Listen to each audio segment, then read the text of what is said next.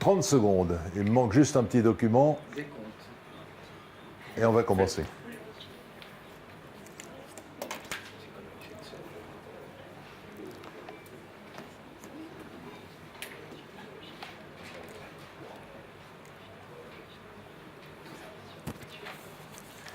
Je vais le noter là.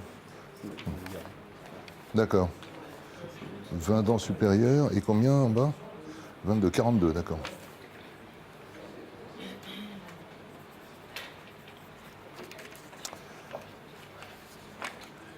Vous allez donc, chers consoeurs, chers confrères, assister à une première mondiale. Et c'est tout à fait étonnant que personne n'ait eu l'idée de la réaliser avant, puisque je vais vous raconter l'histoire de la bête du Gévaudan. 10 minutes, un quart d'heure. On sait exactement quelle était la forme de la bête du Gévaudan. On sait exactement, à une nuance près, quelles étaient les couleurs de la bête. Et cela depuis 250 ans. Et personne n'a eu l'idée, en 250 ans, reprenant les dimensions qui ont été mesurées par les deux chirurgiens qui, le 20 juin 1767, ont fait l'autopsie de la bête, personne n'a eu l'idée de la reconstituer. En revanche, il y a eu des centaines de livres, d'émissions de radio, de télévision, pour raconter des histoires totalement farfelues et totalement éloignées de la réalité des dossiers sur lesquels je travaille depuis 30 ans, et qui sont pour l'essentiel les rapports de la gendarmerie de l'époque, c'est-à-dire de la maréchaussée, plus les rapports des curés de l'époque, qui avaient une grande importance en Gévaudan, plus les rapports des autorités officielles représentant le roi. Tout a commencé officiellement le 30 juin 1764, lorsqu'une bergère a été dévorée par une bête mystérieuse, et cette jeune bergère de 14 ans, à peu près, puisqu'à l'époque il n'y avait pas de papier d'identité, on donnait l'âge à peu près, cette jeune personne a été dévorée près de Langogne, à cheval, sur la Lozère et la Haute-Loire et l'Ardèche. Et puis, il y a eu toute une série d'attaques qui ont fait que le 31 décembre 1764, dans la cathédrale de Mende, comme des dizaines de personnes avaient été tuées et dévorées, l'évêque de l'époque a dit « c'est une punition de Dieu parce que vous ne respectez pas la religion catholique et romaine ». Et il a des phrases d'ailleurs qui nous rappellent certains épisodes d'aujourd'hui concernant le sexe et l'Église. Il a des phrases en disant que les femmes du sexe faible, ce qui prouve qu'il ne connaissait pas vraiment les femmes du sexe faible ont tendance à provoquer un peu les garçons, et que c'est sans doute la raison pour laquelle Dieu a envoyé cette punition. 1765, il y a déjà une quarantaine de victimes, et la bête continue ses attaques. Elle attaque les bergères et les bergers qui vont garder les vaches au champ et les moutons. Il y a 20 000 moutons en Lozère à l'époque, il y a des milliers de vaches. Et les bergères et les bergers, comme tout se sait, même s'il n'y a pas la radio, la télévision, et que les journaux de presse écrite sont réservés aux nobles et aux curés qui sont les seuls à savoir lire, on sait que la bête attaque de tous côtés, on sait que la bête est extrêmement puissante, on sait que la bête n'est pas un loup, c'est très important. Et comment sait-on que la bête n'est pas un loup? Tout simplement parce que depuis des siècles, j'allais dire depuis des millénaires, les paysans de l'époque ont l'habitude de tuer des loups et de voir leurs moutons attaqués par des loups. Et donc, ils en tuent entre 40 et 70 par mois, dans le seul Gévaudan. Donc, ils savent très bien ce que c'est qu'un loup. Là, ce n'est pas un loup. Alors, les descriptions varient, je vais vous en lire quelques-unes. On en a près de 70 de la part de gens qui sont tous des paysans qui ont été attaqués, mais qui ont survécu. Et certains de ces témoins se sont bagarrés, si j'ose dire, avec la bête. Je pense notamment à une paysanne qui allait chercher de l'eau avec une hache pour casser la glace parce que c'était l'hiver. Et d'un seul coup, la bête surgit pour la manger. Et cette femme s'est battue avec la bête pendant un quart d'heure. Elle l'a blessée d'ailleurs à plusieurs reprises d'un coup de hache, avant que la bête ne finisse par abandonner. Alors, comment est-elle décrite? Eh bien, par exemple, le 10 octobre 1764, M. de Montcamp décrit ainsi la bête. « Vous m'ordonnez de vous demander ce qu'est cette bête féroce. On n'en sait pas le nom. Elle est plus grande qu'un loup, de couleur roussâtre, avec une raie noire sur le dos, la tête extrêmement grosse et le museau pointu et la queue très longue et redressée. » Voici une autre description qui date du 19 décembre 1764. Alors là, c'est le compte-rendu du témoignage d'une jeune paysanne d'une quinzaine d'années qui a été attaquée par la bête et qui, avec sa lancette, parce que tous les paysans à l'époque, depuis le mois de juillet 1764, étaient armés d'une lancette. Une lancette, c'était un grand manche comme cela, souvent une baguette de noisetier, une branche de noisetier très solide, et au bout de la branche de noisetier, on attachait la lame d'un couteau, ce qui faisait une lancette, une petite baïonnette. Donc l'autorité en question, M. Duhamel, capitaine des dragons, fait venir la jeune femme qui a combattu cette bête, et il dit « Je fis venir cette héroïne qui me montra la hache encore teinte du sang de la bête. » C'est ce que je vous racontais à l'instant. Cet animal a la taille d'une vache ou d'un taureau d'1 an. Alors, il faut bien comprendre une chose, c'est qu'une vache ou un taureau d'1 an, pour nous, aujourd'hui, c'est quelque chose d'assez conséquent. Mais à l'époque, il n'y avait pas toutes les manipulations éventuellement génétiques d'aujourd'hui. Et en fait, quand on dit une vache, un taureau d'1 an, de l'époque 1764, c'est un berger des Pyrénées, si vous voulez, peu comme taille.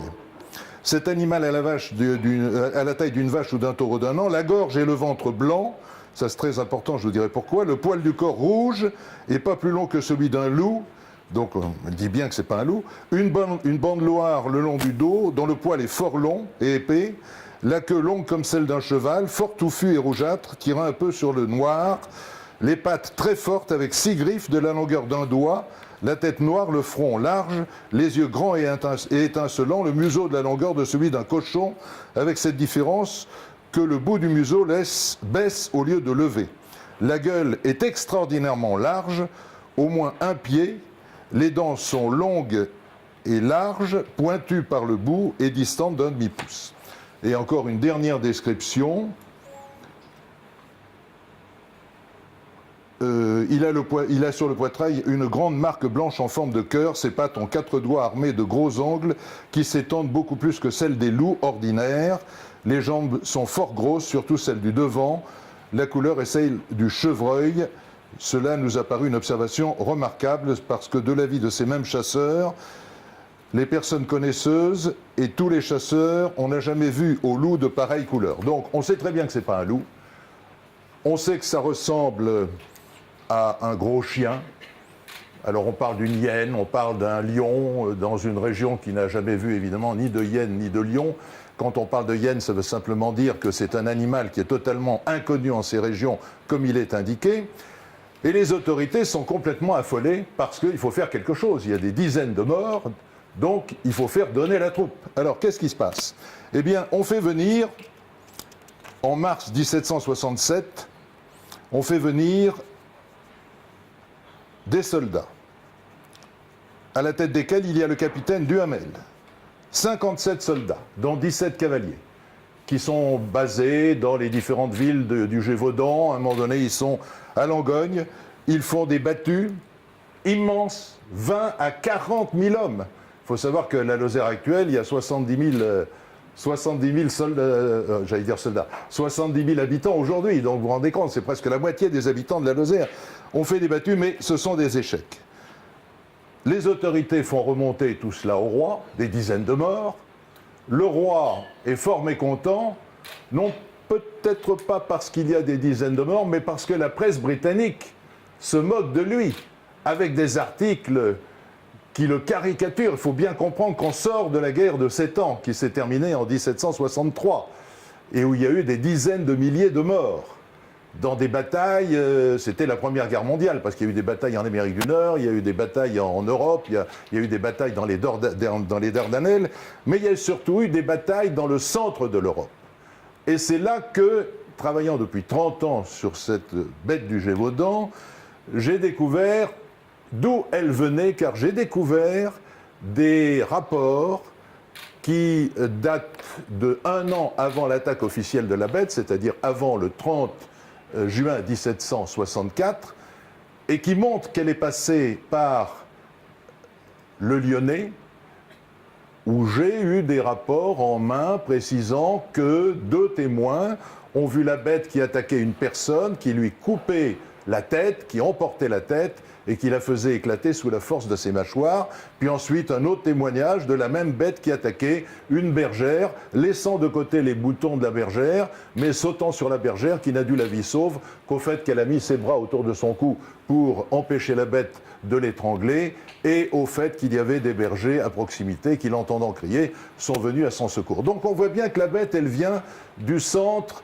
de l'Europe, et c'est là que je pense avoir fait avancer la connaissance de cette bête du Gévaudan, qui est certainement un croisement entre un chien de combat descendant des légions romaines, avec la grande tache en forme de cœur sur le poitrail qui est tout à fait caractéristique de ce qu'on appelle les descendants des Barophagus, qui est un animal mythique qui n'existe plus, un animal préhistorique, mais qui avait une grande puissance dans la mâchoire, car le loup est totalement incapable de faire éclater une boîte crânienne par la seule force de ses mâchoires. Alors que cette bête-là, que vous allez découvrir dans quelques minutes, elle a des mâchoires considérables, tellement considérables que lorsque l'on a fait l'autopsie, on a enlevé 6 livres, c'est-à-dire 3 kilos de muscles de part et d'autre de ses mâchoires qui lui servaient à faire éclater la boîte crânienne et à manger la cervelle de ses malheureuses victimes. Donc les soldats arrivent, font des battues, c'est négatif. Le roi décide d'envoyer son meilleur chasseur de loups, le seigneur d'Enval, qui a tué des milliers de loups et qui arrive avec son fils en 1765. Mais c'est quelqu'un qui ne veut pas prendre de risques, il ne veut pas que ses beaux chiens et ses équipages se salissent dans cette région qui est extrêmement dure, avec des vallées profondes, avec des chemins boueux, avec des fondrières. Il puise assez largement dans le trésor de la région, ce qui lui vaut très rapidement une détestable situation. Et puis, voyant que tout cela échoue, à travers les rapports, le roi fait revenir d'Enval à la cour, où il lui donnera une petite gratification pour sauver son honneur, et il envoie son premier porte-arquebuse, Antoine. Premier porte-arquebuse du roi, c'est quelqu'un qui tire des milliers de coups avec son arquebuse ultra moderne pour l'époque, qui sait parfaitement tirer, qui est quelqu'un de très respectueux des paysans. Très vite, il a une très bonne réputation, parce qu'à l'inverse des Donneval qui traversaient les champs avec leurs chevaux et qui massacraient les récoltes, lui, il fait le tour des champs, il fait même quelquefois donner du pain aux paysans qui crèvent de faim, il faut bien le dire. On est à 25 ans de la Révolution de 1789. Et le roi lui dit, je ne vous dis pas d'aller chasser la bête, je vous donne l'ordre de la tuer.